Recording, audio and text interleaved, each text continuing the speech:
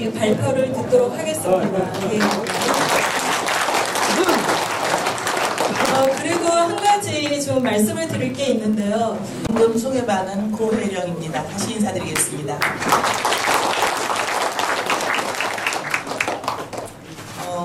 제가 발표할 주제는 위화도 회군 이후의 대응 변환열과 4대 부와의 관계라는 제목입니다. 오늘 우리 학술 발표회의 그 주제와 이 포스터, 초청장 그리고 책에 보면은 이 제목에는 변안열 이응으로 되어 있는데 저희들은 옛날식 표기로 해서 이걸 열해서 제가 발표한 여기에 기재한 논문에는 한글로는 변안열로 되어 있습니다. 요즘은 다음번에 책으로 나갈 때는 이응으로 다 같이 통일해서 이렇게 하도록 하겠습니다. 해주신 것이라고 이렇게 생각이 될 정도입니다. 이성무 원장님께서는 대은 변안열 존칭은 생략하겠습니다. 대은의 생애 또는 가계, 업적, 평가 이 모든 것을 다 이미 말씀을 해주셨고 또 바로 직전에 발표하신 허흥식 교수께서는 그 광대한 넓은 시각으로 몽고와 또는 원과의 고려와의 관계라든가 그 안에서의 미시사적인 변시의 내력이라든가 이런 면에서 사실 저같이 굉장히 좁은 시각으로 공부하는 사람으로서는 감히 똑같이 이렇게 발표하기가 참 죄송스럽다는 생각도 들고 그리고 저는 그렇게 넓은 시각으로 보지 못하고 다만 이제 제가 부여받은 주제만을 중심으로 해서 이 대은 변안열의 생애라든가 업적이라든가 이런 것을 조사했습니다. 그런데 이미 앞에서도 다 말씀하셨다시피 이 고려사의 문제점 그리고 대은 선생의 사료가 극히 미비하다는 점 이런 것은 다 공통적으로 인식을 하고 있고 저도 똑같은 그런 입장에서 논문을 쓰기가 참 어려웠습니다. 그래서 그런 과정에서 어떻게든지 이 무장인 이 전쟁에 나아가서 전투를 통해서 공적을 남긴 이 무장인 대은 변안열과 그리고 이 고려 말의 사대부들 특히 성리학자들과의 관계가 어떻게 전개되었나 하는 것을 사료로 찾으려고 하니까 정말 난감했습니다. 거의 그런 어떤 연결관계를 찾기가 어려운 그런 상태에서 아주 미세한 몇몇 건을 가지고 겨우 논문을 만들었습니다. 그래서 논문 만드는 과정에서 좀 무리가 있었음을 아마 여러 선생님들 이 논문을 읽으시면서 느끼실 것 같습니다. 그래서 이 머릿말에서는 이제 좀 간단하게 이 고려사 열전에 변안열 대응이 어떻게 되어 있는가 다 아시다시피 간신전에 들어있죠. 그런데 과연 이 간신전에 들어있는 것을 우리가 어떻게 보아야 할 것인가 하는 것을 서두로 시작을 했습니다.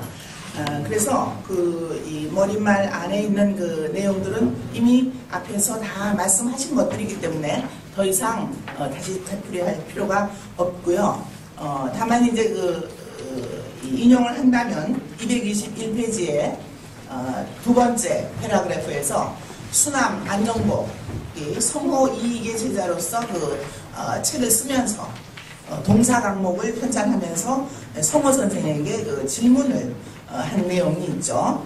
거기에 인용을 했는데 인용의 셋째 줄 보면은 조민수와 변안열을 다 간신전에 넣은 것은 공정한 픽법이 아닌 것 같습니다. 여말의 실록은 대부분 윤소종의 손에서 나오고 고려사는 또 정도전과 정총에게서 이루어졌는데 나라의 악을 드러내고 실사를 숨긴 것은 모두 자신들의 악을 은폐하려는 의도에서였습니다. 후인들은 그것을 그대로 믿어 도리어 윤소종과 정도전 무리에게 희롱당한 바가 됐으니 어찌 통탄하지 않겠습니까? 이런 문장을 나온 것을 봐서도 우리가 대은 선생에 대한 평가를 벌써 이미 다 되어져 있는 것으로 그렇게 알 수가 있죠. 그리고 여기에 쓴 논문의 양이 상당히 긴데요. 저에게 그 부여된 시간이 그렇게 많지 않기 때문에 가능한 한 후에 여러분들께서 댁에 가서 읽어보시고 지금은 간략하게 넘겨서 제일 이제 뒷부분 중심으로 말씀을 드리겠습니다. 대은 변환열의 그 사료가 고려사에 등장하는 것은 공민왕 때부터이지만 그에 대한 이 고려 말의 평가라든가 이런 거를 보려면 아무래도 그 요동정벌과 위화도 해군 이후를 봐야 될 것 같습니다. 그런데 사실상 그 아까 허응식 교수는 고려사 같은 것은 참고 정도로 해야 된다라는 말씀을 해주셨으니까 역시 그 말에도 일리는 있습니다만 그래도 우리가 지금 허응식 교수가 여러 가지 후적 자료를 많이 가지고 계시고 또 기타 우리가 갖고 있는 문집 자료가 많이 있기는 하지만 그래도 고려사를 연구하는 데 있어서 기본적으로 우리는 이 고려 역사를 연구할 때 고려사를 배제하고는 그걸 제외하고는 다룰 수가 없죠. 그래서 고려사에서 그 기사를 찾아본 과정에서 저는 참 이상하다고 느낀 것이 분명히 위화도 해군에 참여했고 공을 세웠고 나중에 그 노공을 또 받았다고 되어 있지만 그러나 그 요동정벌의 기록에는 대은 변환열은 나와 있지 않다는 것입니다. 이 점이 아까도 그 말씀하셨듯이 참 우리가 앞으로도 밝혀져야 할 그런 부분이라고 생각이 됩니다. 그래서 위화도 해군 요동정벌의 그 군대가 쭉 이제 진을 짜서 진출을 하는데 무슨 좌우 누구 이름이 명단이 다 나오는데 거기에 아무리 봐도 대은 변환열은 나오지 않습니다. 그런데 돌아와가지고 위화도 해군을 돌아와가지고 이제 개경에 와가지고 최영 우왕과 최영과의 군대와 대치하는 그때 이제 변환열의 이름이 나오게 되는 거죠. 6월 달인데요. 그 해 6월에 이제 무신일에 우왕이 그 80여 명의 환자들과 함께 저 위화도 해군 세력을 치고자 가는데 거기에 이제 우리 태조 그 당시에는 이제 이 고려사인데도 불구하고 조선의 왕이 됐으니까 이성계를 우리 태조라고 표현을 했는데요. 태조가 조민수 변환열의 집에 달려갔으나 모두 문 밖에 있어서 이제 실패를 했죠. 해치지 못하고 들어왔다. 여기서부터 변환열이 나오기 시작합니다. 그래서 이런 점들을 보면 이 변환열 장군은 어떻게 보면은 그 위화도 해군의 군대에는 포함되어 있지 않았지 않은가. 그러니까 고려사 기록으로는 그렇습니다. 그러나 그 후에 대은실기라든가 또는 다른 기록에는 물론 참여한다고 되어 있죠. 그러나 그 대은실기의 그 사료적인 문제점 이런 것도 또 감안하지 않을 수가 없죠. 그래서 어떻게 보면은 이 대은은 요동정벌군 즉 위화도 해군에는 참여하지 않았는가 또 왜 참여하지 않았는가 뭐 이런 여러 가지 문제점이 남아 있습니다. 그러나 분명한 것은 돌아온 후에 이성계와 조민수와 함께 했다는 점 여기에는 이제 뭐 더 이상 의심할 일이 없죠. 자 그러면은 세 번째로서 그 김저의 옥과 변환열로 들어가 있는데 요거는 아까도 말했지만 정말 이 사실이 정말 있었던 사실인지 조작된 사건인지 의심스러운 부분이 굉장히 많은 그런 사건이에요. 그래서 저는 이 김저의 옥과 변환열에서 그 김저옥이 일어나는 그 시기 김저가 우왕을 찾아가는 날짜부터 매일 그 날짜에 대한 기록이 나오는데 이 논문에서 그것을 상당히 상세하게 제가 좀 더듬어 봤어요. 변환열이 어떤 입장에서 여기에 참여하고 어떻게 되었는가. 그러나 역시 김저나 이러한 사람들이 정득후 이런 사람들이 우왕을 찾아갔고 돌아와가지고 어떤 거사를 하려고 꾸미고 그러는 과정에서 이 대은과 어떤 연결이 있었는지 없었는지 그건 전혀 안 나와요. 안 나오고 이제 그들이 처벌을 받죠. 그런데 이제 그 사건을 계기로 해서 이성계는 우왕을 폐위시키고 창왕을 그렇죠. 우왕을 폐위시키고 가만있어봐 지금 여기가 그 다음에 이 사건에서 이제 창왕이 올라간 다음의 일이죠. 조금 그렇죠. 그 사건을 처리하는 과정에서 창왕을 폐위시키고 이제 공양왕을 옹립하게 되는데 조금 뛰어넘어가서 빨리 얘기를 하자면 공양왕을 옹립한 후에도 변한열은 대은은 이색과 함께 또 새로운 관직을 받습니다.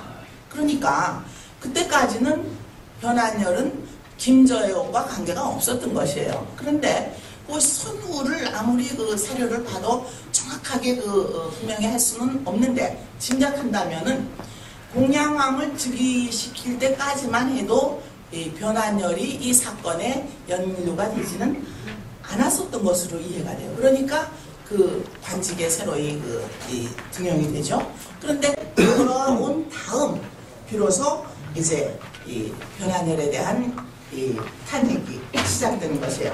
그 사건이 일어난 것이 그러니까 우왕 14년, 그러니까 창왕원년 창왕원년 그리고 공양왕 시대가 되는데요. 1389년 11월이었는데 그 다음에 12월 달에 이제 이런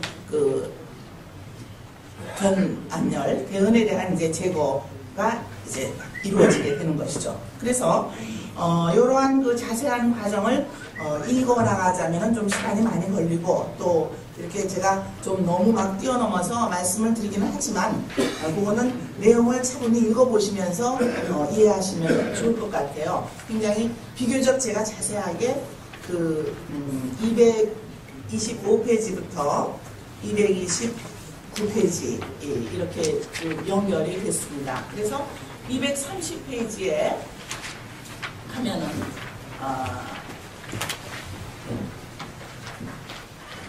변한열을 김저혜옥에다가 연루시켰다는 말씀을 드리는 것입니다. 그래서 231페이지 제일 끝에 아주 좀 뛰어넘어가서 보면요. 제일 끝에서 두 번째 줄 제일 끝에서 네 번째 줄 보죠. 중간에 어쩌면 김저에 대한 심한 고문은 공양왕 즉위와 인사발령 이후에 있었던 것이 아닐까. 이게 이제 저의 말하자면 추측입니다. 정확하지는 모르겠고요. 그 결과 변한열, 이림, 위헌복, 우인열, 왕한덕, 우홍수 등의 이름이 거명되는 것이 아닐까.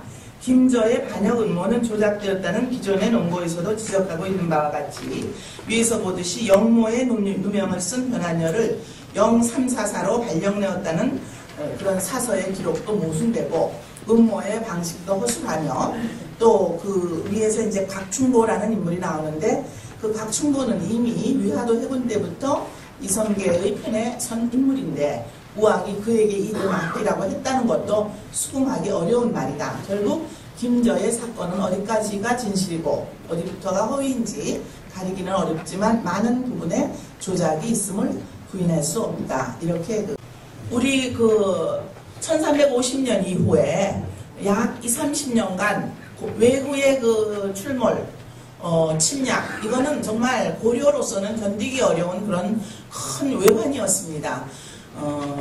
고려 전체 역사, 고려 말기의 역사를 얘기하면서 상당히 외구의 문제를 별로 이렇게 깊이 생각 안 하고 좀 그거는 이제 바깥 일로 생각하고 고려 역사를 말할 때가 많은데 사실은 그것이 고려의 정치 사회 모든 문제에 심각한 영향을 끼쳤음은 누구나 다 인정을 하는 것이죠. 그래서 마지막 줄 이색은 왜구가 극렬하여 이를 격퇴시키기 위해 이성계, 변한열 등 여러 원수들이 출정한다는 소식을 듣고 시를 지어 격려했습니다. 호남 왜구를 격퇴하는 격전이었던 운봉정투를 위해 출격하던 때로 보입니다. 거기에 이상희, 변사제 등의 여러 원수들이 길을 떠나고 하는데 나는 병이 발작하여 친히 배송하지 못하고 한스러운 마음에 다시 앞에 운을 사용하여 짓다라는 제목 하에 이러한 시가 나왔죠. 또 이들을 격려하는 행삼군가도 지었고요. 이렇게 해서 이 시들이 나오고 있습니다. 다음에 251페이지에 보면은 여기는 또 다 그 이색과 관련된 모근이 지은 이들과의 시입니다. 그러니까 이성계, 변한열, 이성계들은 아주 가까운 무장이고 사제부지만 아주 가까운 관계에 있었다는 것이 증명이 되는 것이죠. 그러면 그 다음에 252페이지로 넘어가서 정몽주, 포은 정몽주와의 관계를 알아보겠습니다. 정몽 이색의 글은 이렇게 대부분 모근집에 남아있어서 그 교육관계를 추적할 수 있지만 포은의 경우도 벌써 작품이 별로 남아있지 않고 그 문집이 미약하죠. 그리고 다른 분들도 그렇고요. 그래서 정몽주와의 관계에 대해서는 역시 그 대은 선생 연모라든가 대은 실기에 의존할 수밖에 없었고요. 거기에 있는 그 전이라든가 대은의 그 전이라든가 또는 그 다음에 나오는 그 변한열이 죽은 지 2년, 그러니까 아마 우리 고려시대에도 대상이라는 말을 썼는지 잘 모르겠습니다만은 만 2년 되는 해에 그 제사에 참석해서 이들이 이제 대은을 애도하는 그런 제문을 지어서 남겼는데요. 거기에 포은 정몽주, 모근 이색, 야은, 길재, 보은 이승인, 그리고 태조 이성계의 아들 이방번, 이들의 글이 있습니다. 그래서 그러한 글을 통해서 포은 등을 비롯한 그 사대부들과 대은, 변한열의 관계를 또 규정을 지을 수 있겠습니다. 그래서 그 다음 254페이지부터는 또 여기에 그들의 일과 행동에서 처음부터 끝까지 간사스러운 일이 점이 있음을 보지 못했다. 그러니까 이건 누구 얘기냐면은 변한열의 열전의 내용을 아무리 봐도 간신으로서의 행동을 한 내용은 사실 하나도 없어요. 거의 아마 느끼실 거예요. 조민수는 다만 선왕의 아들을 세워야 한다는 이색의 말만 듣고 창왕을 옹립하였을 뿐이며 변한열은 여흥왕을 개인적으로 찾아가 배웠을 뿐이다. 이것을 가지고 죄를 만들어서 간신의 열에 두었으니 어찌 후세의 인심을 복종시킬 수 있으며 또한 사실을 바른대로 쓴 믿을 만한 역사가 될 수 있겠는가 라는 말을 다시 한번 상기할 필요가 있겠습니다. 좀 두서도 없고 내용도 그렇게 충실지 못한 이런 발표를 경청해 주시면 감사합니다. 이것을 마치겠습니다. 네, 감사합니다. 사대부들과 그 교육관계를 맺었는가 하는 것은 결국은 대은 선생이 당대 사회나 정치적인 면에서 쓴 500년 고려사는 재판이, 그러니까 그 개정판이 나올 정도로 이 고려사를 이해하는데 아주 큰 안목을 주고 있는 책입니다. 이 박종기 선생님이 어떻게 이 고려말의 정치사와 변한열 선생을 어떻게 이해하고 있는지를 한번 큰 박수로 한번 들어보도록 하겠습니다. 발표는 50분까지 해주시면 됩니다. 사회자께서 너무 과분하게 소개를 해주셔서 송구스럽습니다. 저는 오늘 발표에 시간이 짧기 때문에 기본적인 제 논지를 말씀드리겠습니다.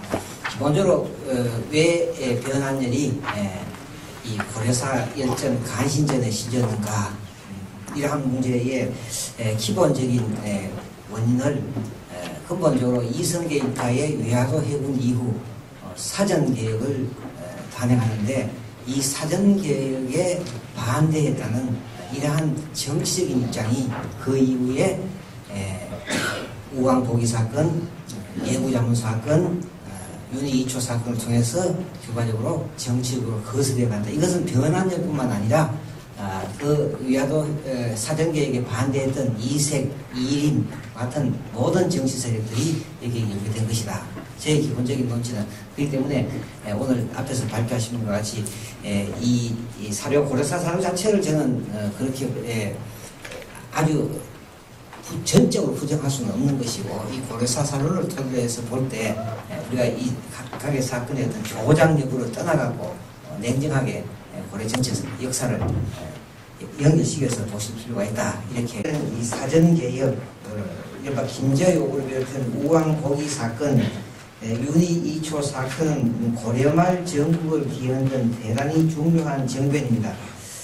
위화도 해군 이후 실권을 장악한 이성계를 비롯한 개혁파 세력은 이 정변을 이용하여 반대 세력을 제거하여 정치 권력을 강화해갔다. 변환열이 연루된 일련의 정변은 앞에 세 가지 사건, 구신세가 세력을 제거하여 새 왕조 건국으로 나아가는 개혁파의 집권 프로그램의 하나였다. 그러한 프로그램의 전형적인 피해자가 변환열이다. 이 글은 이러한 사실을 밝히면서 고려말 정치사를 새롭게 이해하고자 하는 겁니다. 그래서 실제 이 고려사 변환열의 열전을 저는 분석을 해보면 이 세 가지 부분을 나눠져 있다. 265쪽 위에서 두 번째 달락, 세 번째 달락 보면 변환열 열전은 세 부분이다. 첫째 부분은 그가 중국인으로서 중국 심양인으로 고려에 와서 홍건적과 왜군을 격파한 사실. 두 번째는 황산전투에 관한 것. 그 다음 쪽에 266쪽에 넘어가면 세 번째 부분. 그리고 이 첫 번째와 두 번째 부분은 변환열의 행적으로 봐서는 간신전에 실려야 할 이유 없습니다. 그래가지고 266쪽 이 두 번째 날라고는 세 번째 부분. 변환열이 우광복위 사건에 연루된 사실. 이 바로 간신전에 실린 하나의 중요한 이유다. 그래서 요에 대해서는 제가 자세하게 이 분석을 해놓았습니다. 그래서 다시 268쪽에 가면 시간이기 때문에 이 내용은 이미 여러분들 잘 알고 계십니다. 그래서 268쪽 밑에서 두 번째 단락 마지막 단락을 보시기 바랍니다. 이 1389년 11월 시작된 변환열 사건은 이 김저옥사 사건, 우왕복위 사건입니다. 이 사건은 거슬러 올라가면 1388년 위화도 해군과 연결된다. 또한 이 사건은 궁극적으로 1392년 조선왕조 건국이라는 위화도 해군의 주역 이성계를 비롯한 개혁파의 집권 프로그램으로의 완성으로 가는 길목의 한가운데 잡고 있다. 그동안에는 요 1388년에서 1392년 4년간의 이 고려말 역사를 가장 체계적으로 정리하신 분은 여기 각주 269쪽 12쪽에 있는 동빈 김상기 선생님입니다. 이 동빈 김상기 선생님은 이렇게 표현을 하셨습니다. 269쪽 이 각주 12쪽에 그 다시 제가 본문에서 풀이한 것이 269쪽 제주입니다. 회군에서 건국에 이르는 4년간 고려말 정치사는 이성계 세력이 집권을 위해 그 반대파를 제거하는 과정의 역사입니다. 그 과정은 위화도 해군, 창왕폐위, 윤희 2초 사건 등 세 차례의 과정을 밟고 있다는 지적을 하고 있습니다. 여기에는 이 희생된 사람들이 변환을뿐만 아니라 이색과 같은 많은 구파 세력들이 포함되기 때문에 이렇게 지적합니다만 저는 오늘 이 글에서 결과적으로 이 변환열 사건을 우리가 평가하기 위해서는 결과적으로 세 단계의 과정을 거친다. 첫째는 동빈 김상기 선생과 다르게 위화도 해군과 사전개혁. 둘째는 소위 우왕복위 사건과 예구자문 사건, 그리고 마지막으로 윤희 2초 사건, 이 세 사건에서 비롯된 것이고, 이 세 사건의 원초적인 것은 역시 이 사전계획에 반대했다는 이것이 결과적으로 변환열뿐만 아니라 당시 구신세가세들이 정식으로 거세되는 것이라는 이러한 논지에서 오늘 발표를 진행하겠습니다. 저는 이 1272쪽 이들이 개혁하는 데서는 첫 번째 시도가 바로 사전개혁입니다. 이 사전개혁에 대해서는 간단하게 정리하면 273쪽 제일 아래 이 사전개혁의 목표입니다. 조주는 이 사전개혁에서 훌륭한 정치는 토지제도를 바르게 하는 것이며 그 효과는 나라의 쓰임새 국용을 풍족하게 하는 것 첫째.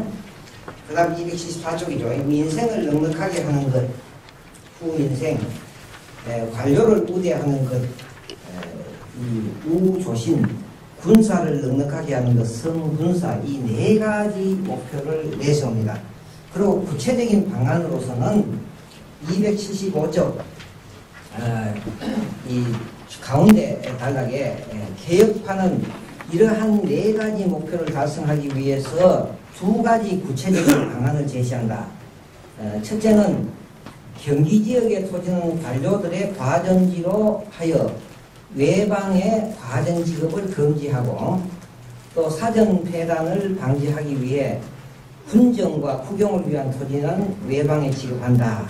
이 1388년 6월 달에 사전계획이 시작해서 1389년 4월 약 10개월 동안 전혀 이것이 제대로 진행이 안 되기 때문에 이 1389년 4월 달 도평이 사사에서 사전계획에 대해서 최종 논의를 합니다. 이때 이색은 구법을 가볍게 고치는 일은 옳지 않다. 그래서 조준과 전제구는 이색과 같이 사전계획에 반대했다. 정도전, 윤소정은 사전계획에 찬성했다. 정몽주는 두 의견 사이에서 결정을 하지 않았다. 팽팽한 대립이죠. 그래서 다시 53명의 백관들에게 다 물었습니다. 이때 사전계획에 찬성한 사람이 10명 가운데 8, 9명이다. 8, 90%가 다 지지한 것이죠. 반대한 사람은 모두 거실의 자제였다. 이성계가 마침내 조준의 의견을 따라 사전계획을 단행하기로 결정했다.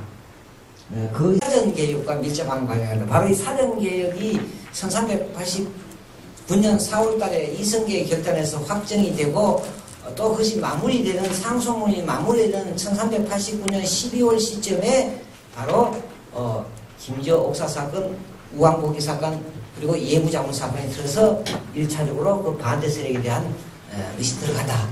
이런 점이죠. 이런 점을 저는 상당히 주목하고 싶다.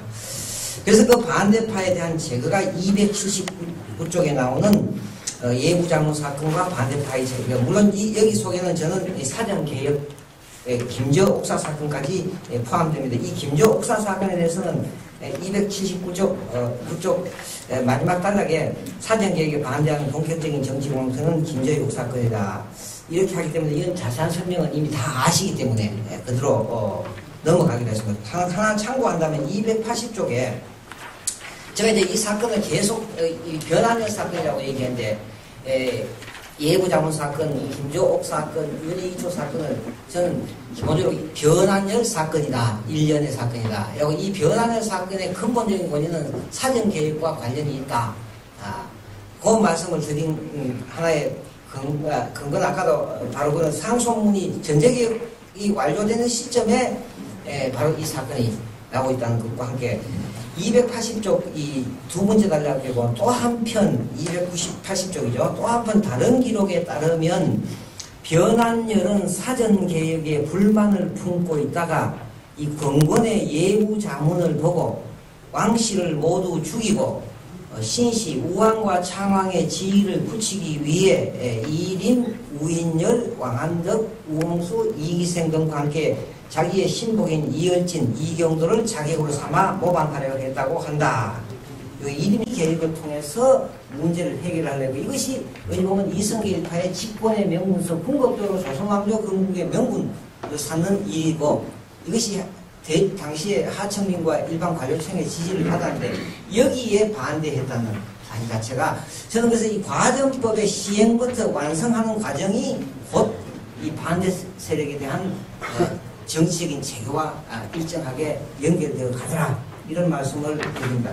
그러나 사실은 이렇게 돼서 이른바 새로 즉위한 공양왕이 의도대로 이성계와 개혁파의 의도대로 가지 않습니다.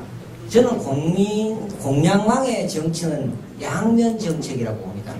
이 개혁파 세력을 한편으로는 손을 들어주면서 또 한편으로는 이 상당히 거세된 후가 세력들을 여전히 옹호하는 양면 정책을 섬으로써 개혁파 세력에 불만을 갖게 하는 것이고 이런 양면 정책의 가장 전형적인 정책이 저는 이 1390년 4월 달에 있었던 위화도 해군에 대한 공신척군입니다.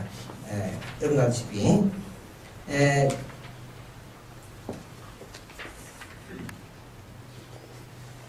안부 사건, 그 다음에 그 윤희 2초 사건들 이제 이것을 크게 묶어서 이제 그 설명을 해주셨고요. 의사님 경과했습니다. 근데 이 3시간 동안에 거의 그 대부분의 그 이 문중 어르신들이나 그다음에 여러 그 내빈들께서 한 분도 자리를 이렇게 뜨지 않고 끝까지 경청해 주셔서 진짜 진심으로 너무 감사드리고요. 마지막 발표는 지금 변환열과 황산 대첩입니다. 어떻게 보면 그 문중에서 또 가장 좀 통쾌하게 듣고 싶은 발표일 수도 있는데요. 오늘 이 발표를 경기대학교 이재범 교수가 해주시겠습니다. 이재범 선생님은 사실 지금 그 국방부 군사편찬연구소의 그 전신이라고 할 수 있는 국방군사연구소에서 이렇게 오랫동안 근무하시면서 어떤 그 이 한국 군사사에 그 상당한 어떤 그 연구 업적을 남기셨고요. 특히 그 몇 년 전에는 궁예의 눈물이라고 하는 그 대중서를 통해서 또 한 번 그 대중들한테 그 고려시대를 쉽게 그 설명해주는 그런 어떤 책들을 발표함으로써 이 고려시대사에 대한 아주 쉬운 그 이해를 도모하고 있는 연구자입니다. 이제 마지막 발표이니만큼 이제 더욱 큰 박수로 좀 환영해 주시기 바랍니다. 네.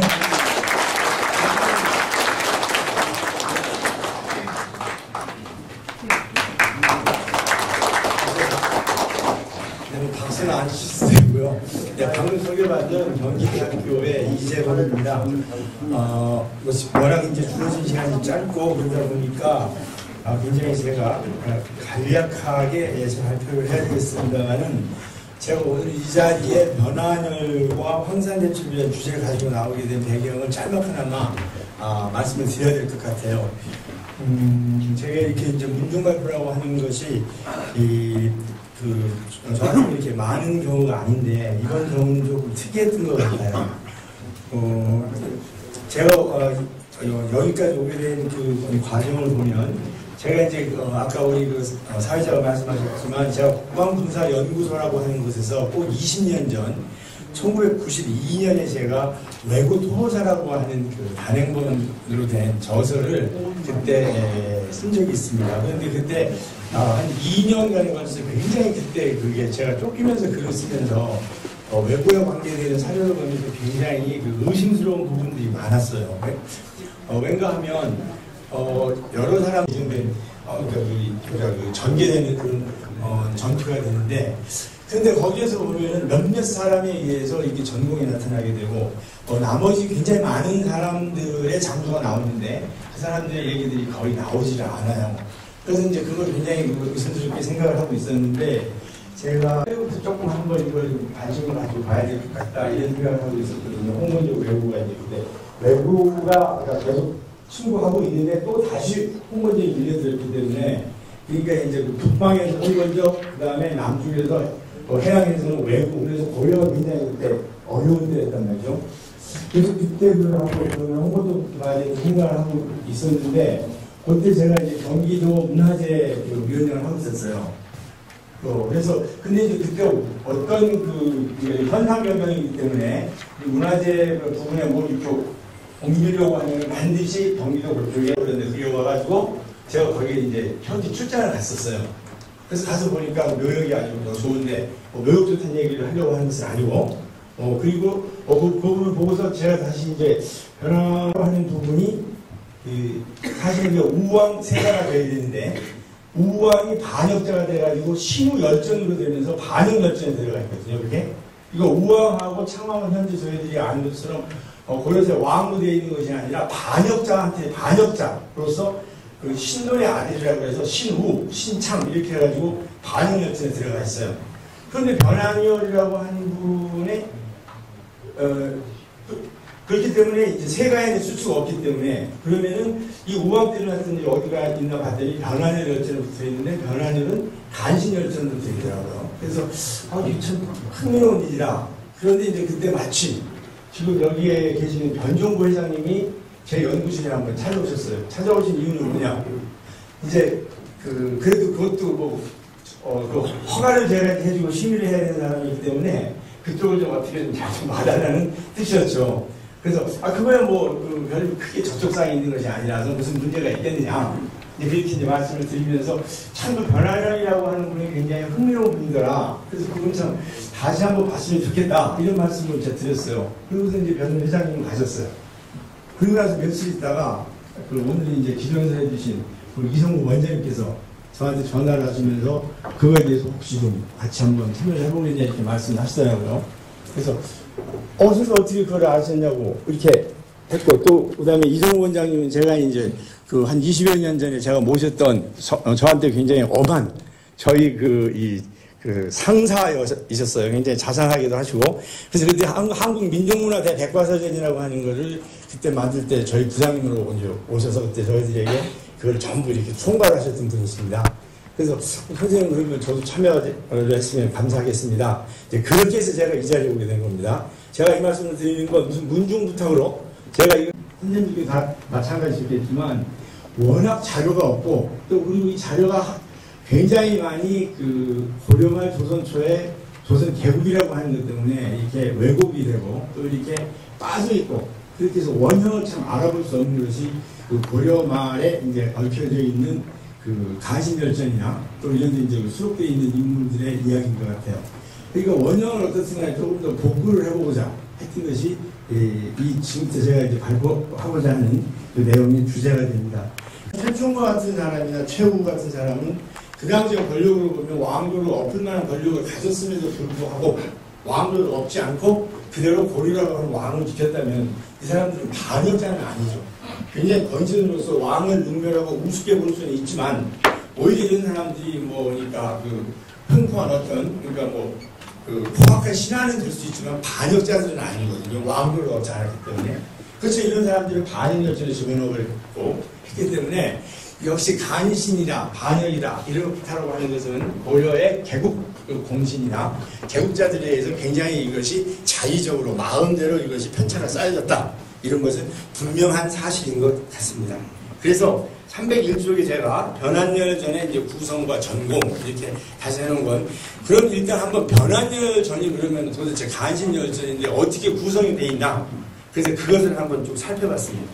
그래서 그것을 살펴본 것이 뭐냐면 303쪽에 있는 표입니다. 그래서 그게 변한열전에 이제 앞에 쭉 나오는 내용들을 변한열전. 그러니까 대개 우리가 얘기할 때 전기라고 한다면 어떤 한 개인의 또는 이제 물론 동양에서는 이 기전체 사서에서는 열전이라고 하면 개인뿐만이 아니라 이제 인변에 있는 무슨 부족이랄지 집단 이런 것들도 들어가긴 합니다만은 현재 고려사에서는 전부 열전이라고 하면 인물만 집어넣고 있거든요. 그러면 일단 이 전기라고 하는 건 그 인물에 대한 것이 중심이 되어야 되는데 그럼 과연 변한열전은 어떻게 구성이 되어 있나?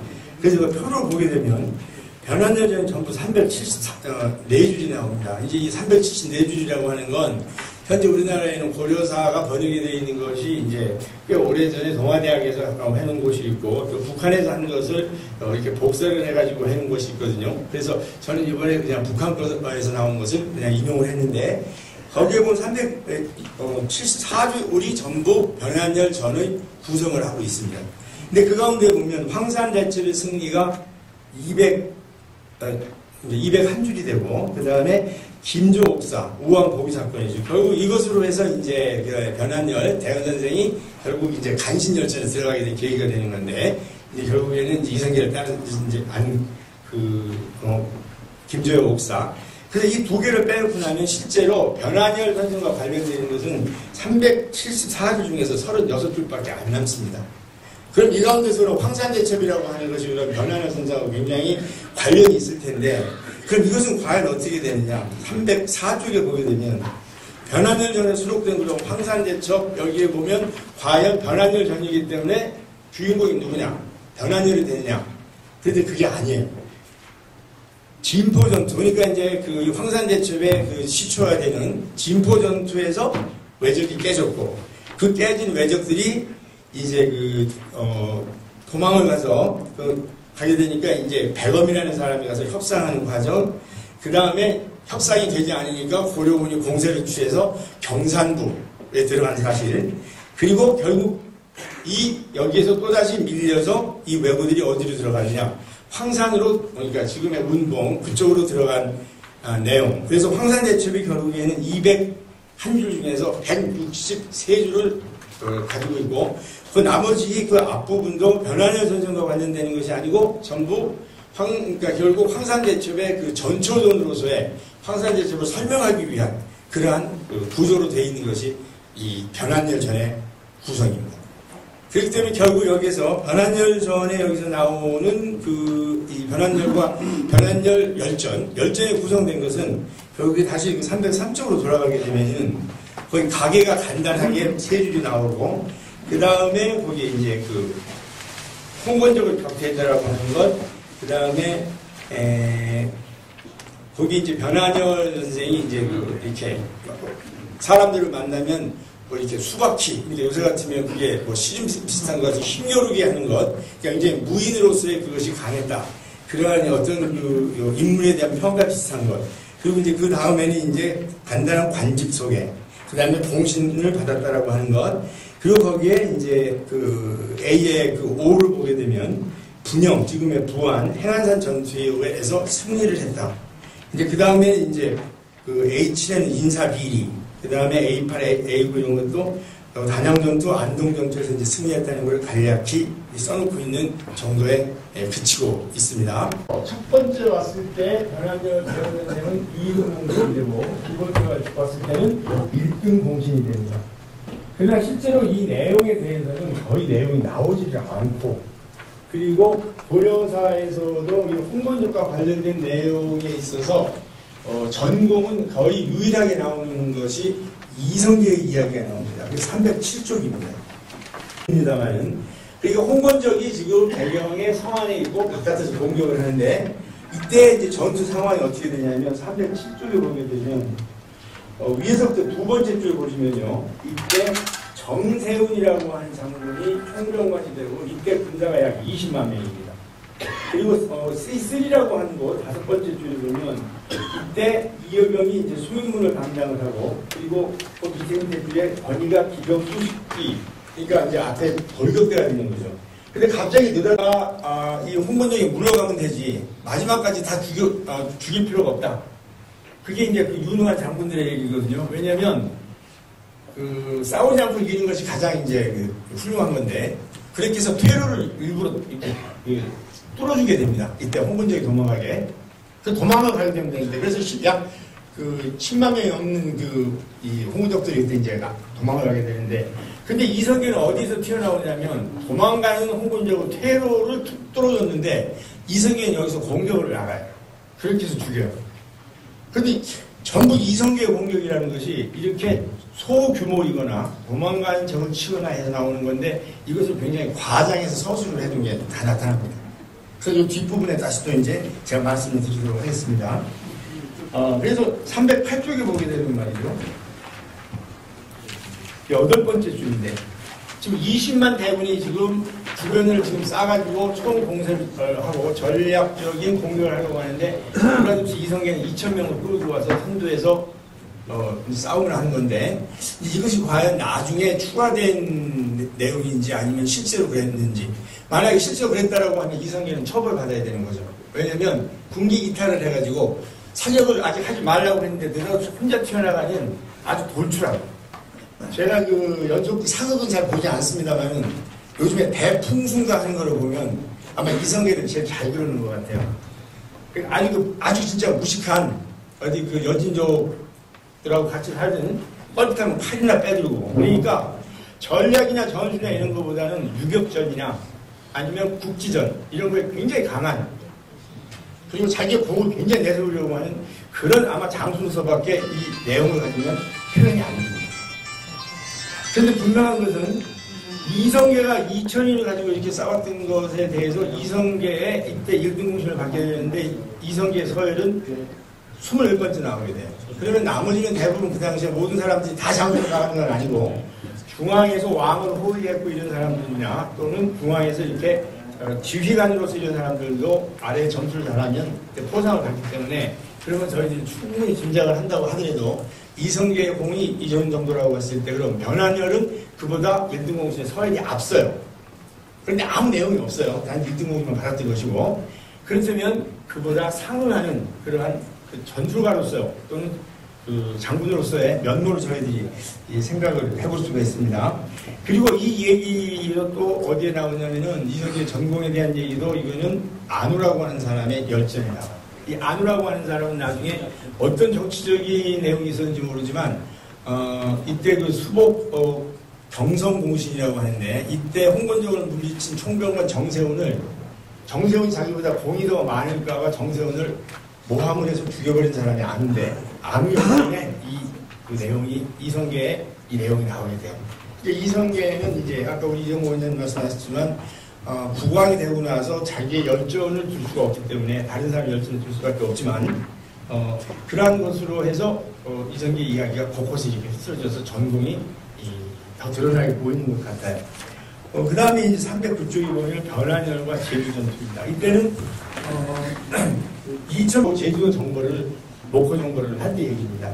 다른 얘기보다도 이때 굉장히 재밌는 것은 아까도 제가 이제 변환열 장군 여기 선생이라고 했으면은 굉장히 이 무인적인 기질이 강하다라고 하는 것이 이제 사람을 만나면 수박기, 수인 같은 것을 하고 힘겨루기를 하고 거기도 보면 309쪽의 맨 밑에 줄에 보면 제추들이 모여 전별을 하자 모든 장수들이 다 울었으나 최영과 함께 변환열 혼자만이 스스로 태연자약하게 전투에 임했다. 이런 얘기들이 나오는 걸 보면 굉장히 아마 당시에 나중에 정치적으로 어떻게 됐을지 모르지만 당시에 무장으로서의 그러한 것은 굉장히 존경받는 위치에 있었던 것 같은 생각이 들고 310쪽에 보면 거기에 그 E5라고 된 곳이 이게 굉장히 그 흥미로운 기사입니다. 어떤 기사냐면 이제 배를 타고 이렇게 쭉 가는데 최영이 이제 그 총사령관이니까 가다가 보니까 바람이 불고 그러니까 가지 말자. 영산포에서 이제 출발을 해서 이제 가는데 근데 일단 배는 떴어요. 그래서 고길도에 갔는데 그쪽에 갔는데 더 이상 가지를 말자. 이렇게 했을 때 그리고서 이제 어떠한 이제 그 구실이 되냐면 아직 서해도에서 지원군이 오지 않았기 때문에 함께 모여서 가자. 이제 바람이 슬슬 이제 그 파도가 치기 시작하니까 그때 그 변환열의 그 부대에서 먼저 배가 출항을 했다는 거예요. 그러니까 나머지 장수들도 최영이 이제 지공이 천천히 공격하자는 데 대해서 굉장히 울분을 토하고 있는데 변환열의 부대에서 배가 먼저 가요. 그러니까 그 배를 움직이다 뒷부분이 이제 마지막 부분이 들어갈 때 큰 바람이 불어서 조금의 손실을 입었다.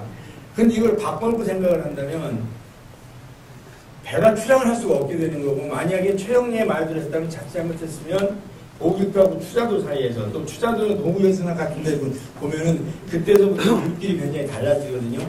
그래서 제가 추자도까지 뭐 가보지 못했습니다만은 오길도 그쪽에서 조금 더 넘어가면 거기서부터가 이제 원양이 된다고 그래요.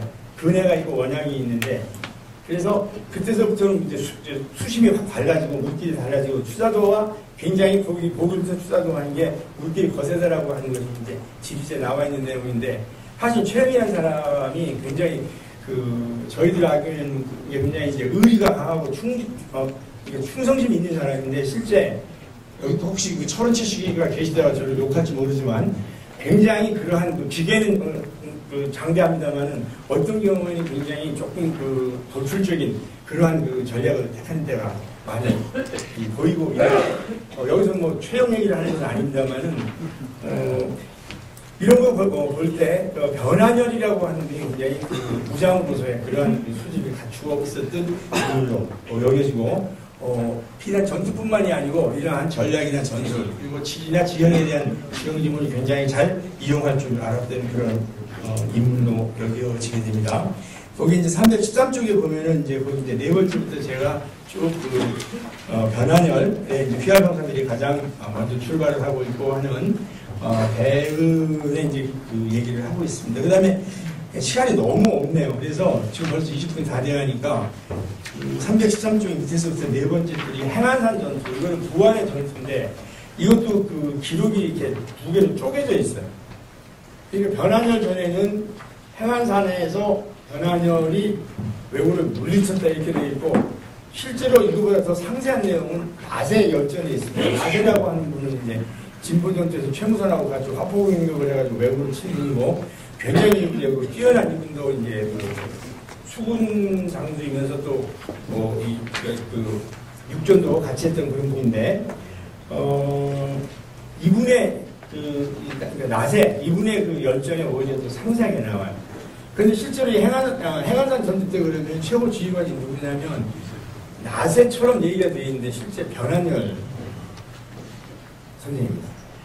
왜냐면 이제 제가 다른 얘기를 뭐 다 많이 써놨습니다만은 315쪽에 보면 이 행안산 전투에서 나세가 전투 이후에 종 2품직인 판개성부사가 되고 그 다음에 변한열은 그거에 의해서 정이품인 문헌 찬성사가 되는데 그 이전에 이게 제가 그 직함을 써놨을 텐데 그것도 한 단계씩 더 낮고 먼저 변한열을 이쪽에 그 지휘사로 임명을 하고 그 다음에 상원수로 그 다음에 나세를 임명을 해서 그쪽에 그러니까 이 당시에 이제 옥구 부안 이 일대에 들어온 외국인을 토벌하는 후보군을 조성을 하게 되는데 이러한 것들이 변한열 전에는 제대로 이해할 수 없게 쓰여져 있는 것도 하나 쓰여졌다는 것을 또 말씀을 드리도록 하겠습니다. 그 다음에 이제 가장 중요한 변한열과 황산대첩입니다. 317쪽에 보면 제가 거기 이제 황산대첩에 대해서만 또 지금 황산대첩이 변한열 전에 201줄이나 쓰여 노획을 했다. 이 200여 줄이라고 하면 외구전에서 가장 큰 전투라고 하는 그 황산대첩에서 말을 1600피를 저희들이 획득을 하거든요. 그거에 대한 8분의 1이라면 이거는 무시무시한 전투이기 때문에 그냥 써뒀던 것 같고 그 다음에 또 마찬가지로 안동에서도 30여 명을 죽이고 그 다음에 마루도 60피를 노획을 하는 그러한 전과를 여기서 얘기를 하고 있어요. 319쪽부터는 그러면 과연 변한열의 전투가 이거밖에 없는가 그래서 다른 자료는 제가 보질 않았고 고려사 내에만 해도 거기 보면 X표를 해놓은 것이 변한열 전에 마땅히 들어가야 될 변한열의 승전임에도 불구하고 변한열 전에 여기에서 집어넣지 않고 구성을 하지 않았다. 그 말씀을 드리도록 하겠습니다. 그 다음에 변한열과 이제 320조 창량외구라고 하는데 창량이라고 하는 건 지금의 그 강화도 요즘에는 이제 많이들 다녀보셨겠지만 그 남장포대에 있는 그쪽을 그냥 창량이라고 얘기를 하는데 이제 그곳이 항상 이렇게 한강으로 해서 내부로 들어오거나 아니면 그쪽으로 해서 임진강 또 예성강으로 들어가서 개성을 공격할 수 있는 곳에서 굉장히 요충지인데 이곳에서 최연이나 또는 다른 장수가 여러 번 여기에서 이제 이 방어를 하게 되는 그런 내용입니다. 322쪽도 마찬가지고 또 323쪽도 변한열과 해주전투인데 이 해주전투에서도 결국에 굉장히 중요한 역할을 했던 인물이 변한열, 임견미, 이성계임에도 불구하고 어떻게 기술이 되어 있냐면 변한열과 임견미는 왜구를 보고 겁이 나서 접근하지 못하고 이성계만 여기에서 싸움을 잘했다. 그래서 또 어떻게 해서 싸움을 잘했나 해서 이성계 보니까 17개 화살이고 17개의 화살로 17명의 왜구를 죽였다. 결국 전과는 왜구 17명을 죽였다는 것이고 그리고 만약에 더 죽였다라고 한다면 전과를 더 크게 했겠죠. 그리고 여기에 대한 포상 내용 같은 것을 굉장히 크게 했을 텐데 그 얘기를 하지 않고 여기에다가 살인을 시켰어요. 그리고 또 전투 형태가 굉장히 재미있죠. 한참 싸우다가 그 평상에 앉아가지고 술을 마시고 그러니까 굉장히 기만술이나 이런 것으로서 이성계 배포를 보여주는 건 좋은데 어떠한 정규전에 임박하는 그러한 어떤 훈련받은 장수로서의 모양을 잘 안 나타나는 것으로 보여줬어요.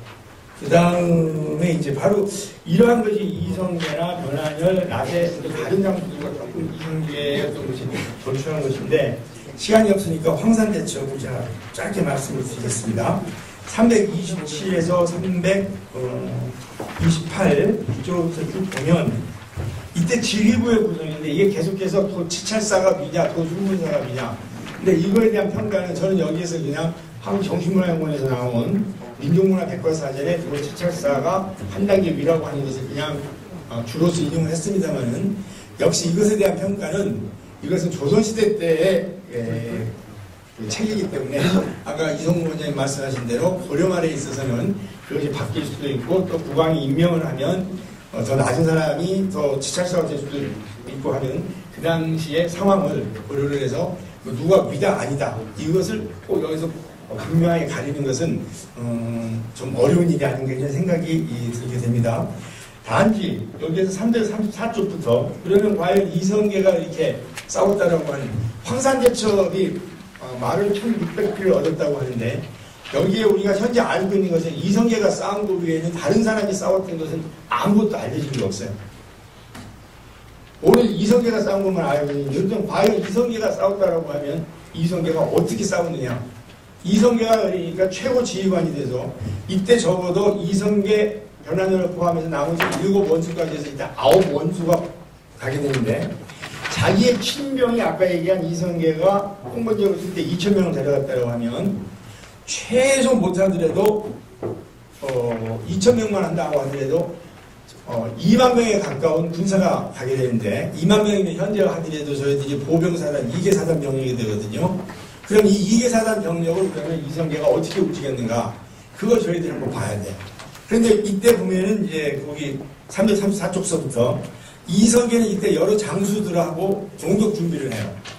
이성계는 속공을 하자는 거고 나머지 장수들은 굉장히 이 왜구가 단단하게 진지를 구성하고 있으니까 왜구를 유인을 해서 자기들이 바깥으로 나오면 치자 이 얘기를 하는데 이성계는 그것을 물리치고 자기 혼자 그 험한 길을 택해서 기습을 아마 들어가는 것으로밖에 판단할 수가 없어요. 나머지 장수들은 평탄한 곳으로 가다 왜구를 만나면 조금 늦게 가기도 하면서 전략적으로 가는데 어쨌든 이성계는 여기에서 험한 길로 가다가 아지발도가 이끄는 왜구를 만나게 됩니다. 여기 뭐 다른 얘기를 제가 고려사로 쭉 그냥 인용을 해둔 게 있는데 오늘 337쪽을 보게 되면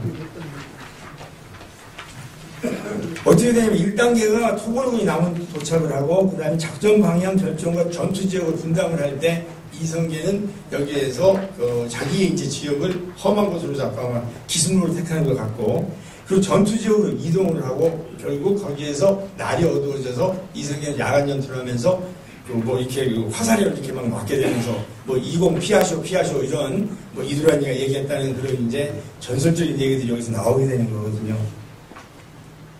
그리고 나서 여기서 세조의 이제 이성계의 어떤 굳건한 결전 의지 이제 그리고 나서 아지발도를 여기서 이제 죽이게 되고 그리고 나서 총 공세가 이루어지게 된다. 그리고 뭐 6, 7일 동안 그 밑에 혈계라고 그러고 피바이 있다라고 하는 그가 이제 피가 흐르게 되고 이것이 전부 전투 상황이에요. 이게 여기서 싸움을 한 사람은 누구냐면 이성계와 그 밑에 이제 몇몇 장수 이름이 나오는데 그 이성계 휘하에 뭐 이대중이랄지 몇몇 사람들이 나오거든요. 나머지 장수는 황산대첩에서 싸운 사람이 한 명도 안 나와요. 이게 황산대첩에 대해서 저희가 알고 있는 전부입니다.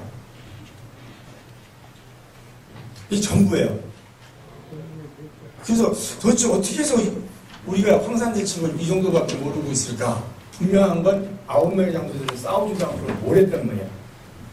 그리고 여기서 나오는 이제 아지발다라고 하는 사람이 굉장히 높은 장수로 나오지만 실제로 15, 6세 되는 장수로 나오거든요. 그렇다면 이 당시에 아지발다가 이끌었던 왜구가 과연 어느 정도 규모였겠느냐?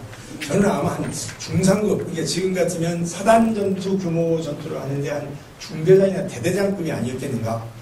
그러니까 자기 진지가 있다면 그 앞에 전초 정도 나와서 지켰던 그런 사람들과 이성계가 조우를 했고 나머지 이야기는 그것만 썼던 게 아닌가.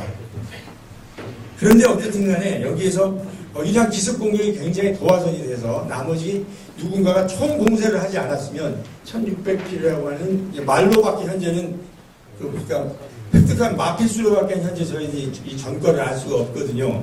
그러면 이 정도로 획득할 수 있었던 것은 과연 아지발도로 죽이고 그리고 거기에서 과연 이성계도 결국 2,000명 이상의 더 많은 군대를 자기의 휘하로 끌고 가지 않았을 텐데 더 많이 얻을 수 있었을까? 이제 그런 의문이 생기는 거죠. 그런데 이제 흥미로운 것은 그걸 받았을까?